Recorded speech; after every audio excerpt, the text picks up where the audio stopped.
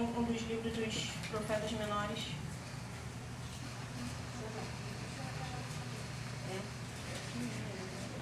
Acho que é um antepenúltimo.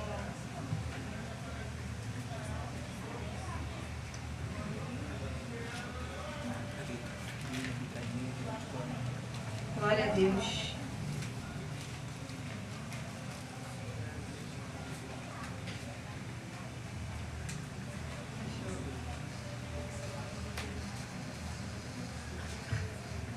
Amém. Tem, acho que uns 2 meses atrás, Deus tinha me dado essa palavra, mas eu até então não tinha entendido por quê. E quando o pastor me incumbiu de trazer a palavra, a mensagem do Senhor para a igreja, Deus me trouxe à memória essa passagem, eu lendo, relendo, e eu entendi o que Deus queria dizer comigo. Porque se a palavra não nos confrontar primeiro, tem alguma coisa errada. Então essa palavra confrontou muito dentro de mim. E Deus, durante o estudo, a leitura da palavra, o Espírito Santo palestrando comigo, ele me perguntou, qual é a sua prioridade?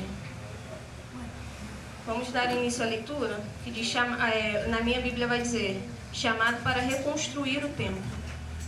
Em 29 de agosto do 2º ano do reinado de Dário, o Senhor transmitiu esta mensagem por meio do profeta Ageu ao governador de Judá, Zorobabel, filho de Saltiel, e ao sumo sacerdote Josué, filho de Jeozadaque.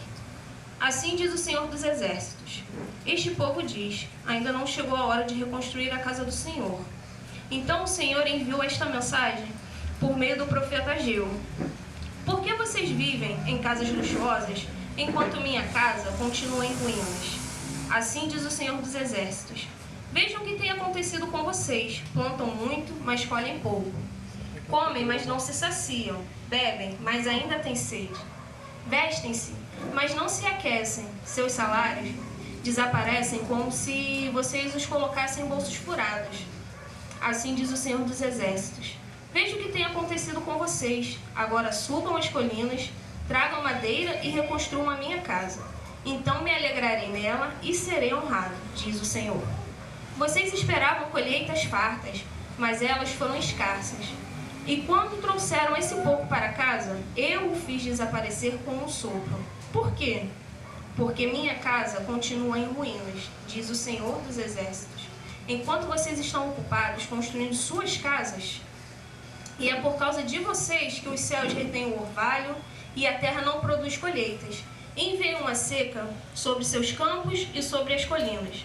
Uma seca que fará murchar o trigo, as uvas, as azeitonas e todas as plantações, que fará vocês e seus animais passarem fome e destruirá tudo que vocês trabalharam para conseguir. E no versículo 12, dando continuidade, então Zorobabel, filho de Saltiel, e o sumo sacerdote Josué, filho de Jeozadaque, e todo o remanescente do povo, obedeceram à mensagem do Senhor, seu Deus. E quando ouviram as palavras do profeta Ageu, que o Senhor, seu Deus, tinha enviado, temeu o Senhor. Então Ageu e o mensageiro do Senhor transmitiu ao povo esta mensagem do Senhor: estou com vocês, diz o Senhor. E o Senhor deu ânimo ao governador, ao sumo sacerdote e ao remanescente de todo o povo. Então eles começaram a trabalhar na casa de seu Deus, o Senhor dos Exércitos, em 21 de setembro do 2º ano do reinado de Dário. Muito me chamou a atenção nessa palavra. O livro de Ageu, ele fala sobre o período pós-exílio, onde Zorobabel, ele foi... O rei Ciro, ele elegeu Zorobabel como governador de Judá e Josué como sumo sacerdote. E depois de 70 anos, se eu não me engano, do povo de Israel no exílio da Babilônia, Deus veio através do rei Ciro e libertou o povo. Uma parte decidiu ficar.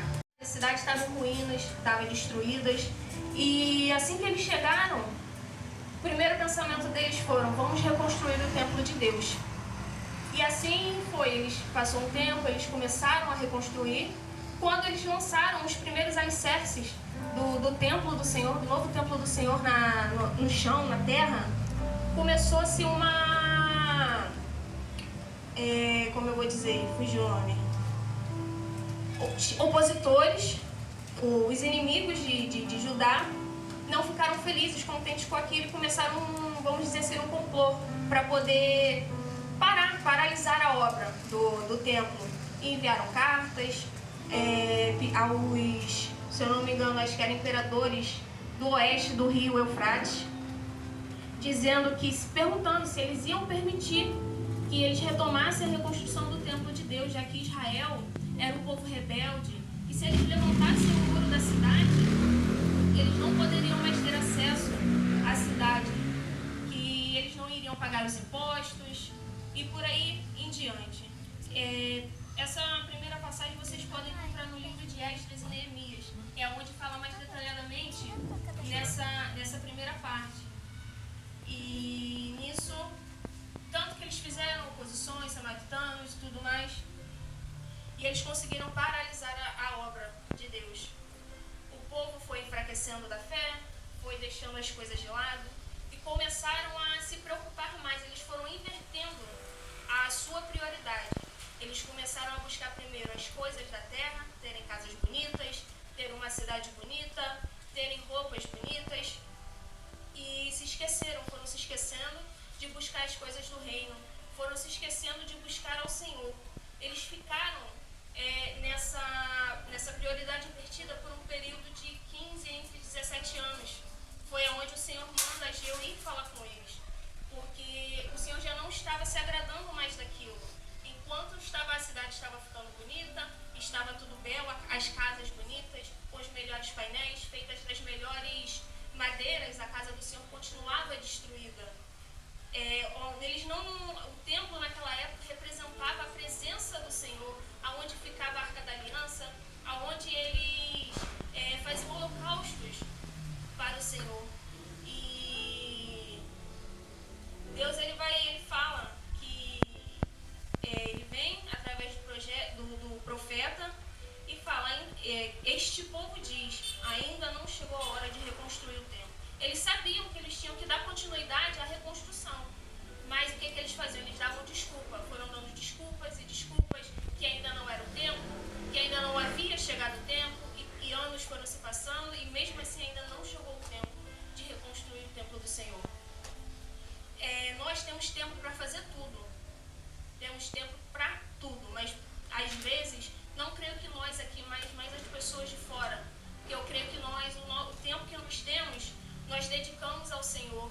Quando podemos estar na obra, a gente vem, dedica o nosso tempo ao Senhor. Mas muitas pessoas, quando isso que acontece, Deus vai, liberta, tira do exílio, você está quebrantado, você está destruído, Deus vai te dar ânimo, Deus está contigo, e por muitas das vezes, por uma palavra, por um gesto de alguém que o inimigo levanta para poder te paralisar, você acaba paralisando.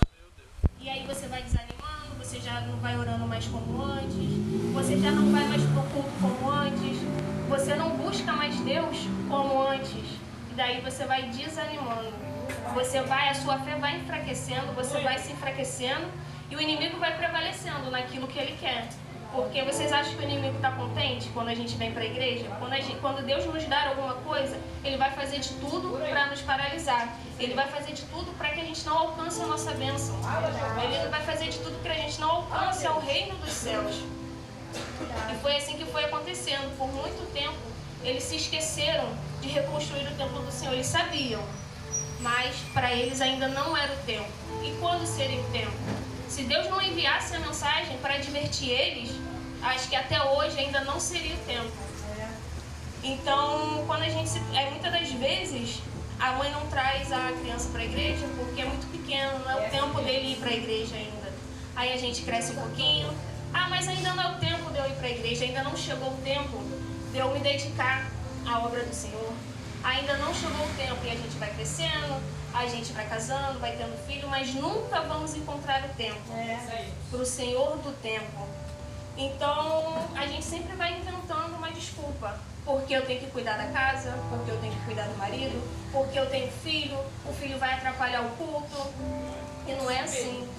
Deus, ele vai nos dar força, vai nos dar ânimo. A gente tem que saber aprender a administrar o nosso tempo com as coisas de Deus. A nossa prioridade tem que ser as coisas de Deus. A palavra vai dizer que buscar primeiro o reino dos céus e a sua justiça dos demais será acrescentada. Glória a Deus, aleluia. Nesse caso aqui, eles estavam primeiro procurando as coisas da terra.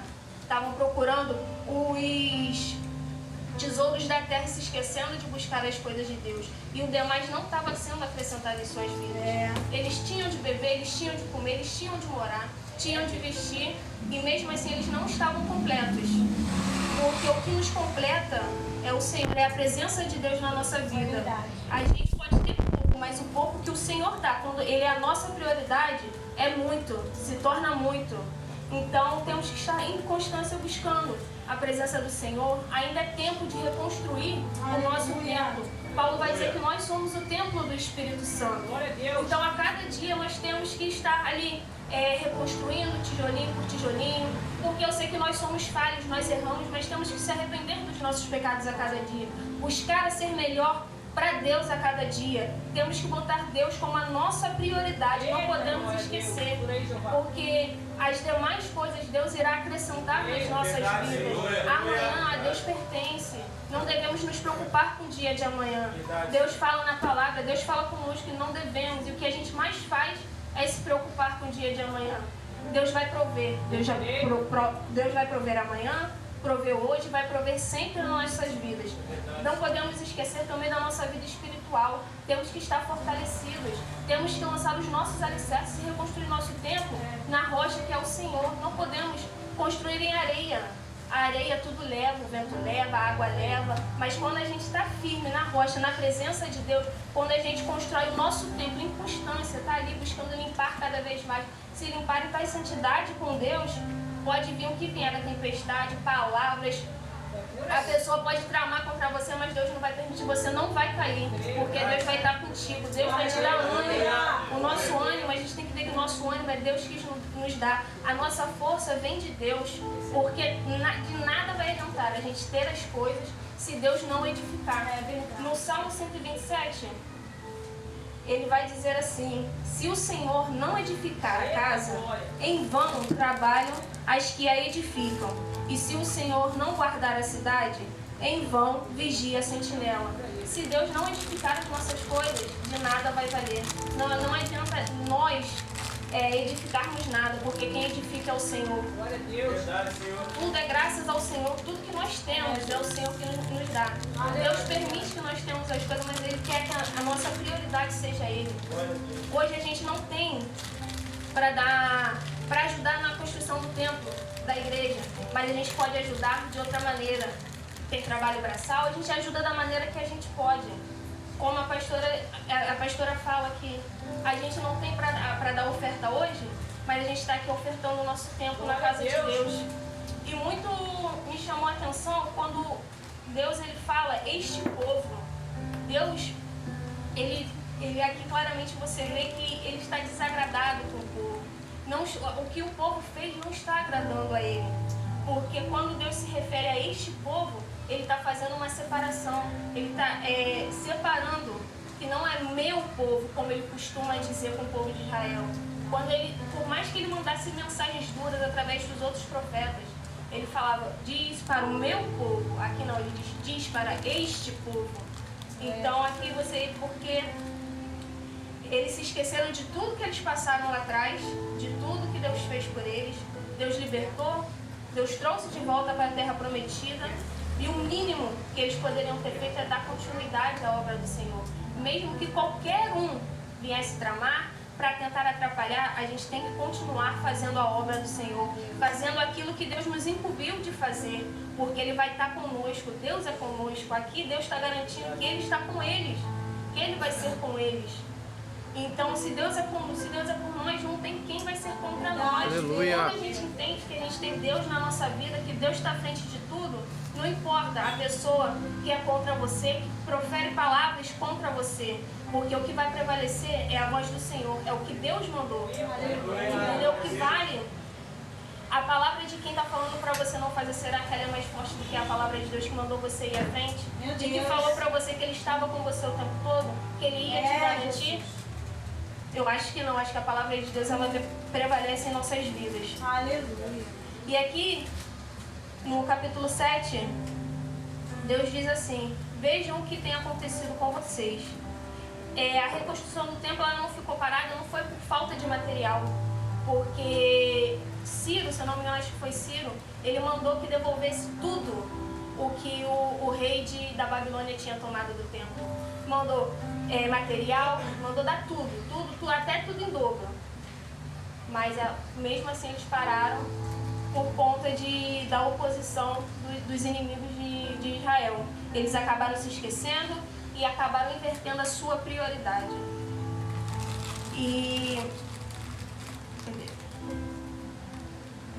Deus, aqui ele mostra, ele exorta o povo, mas ele diz, ao mesmo tempo que ele está exortando, ele está confortando o povo.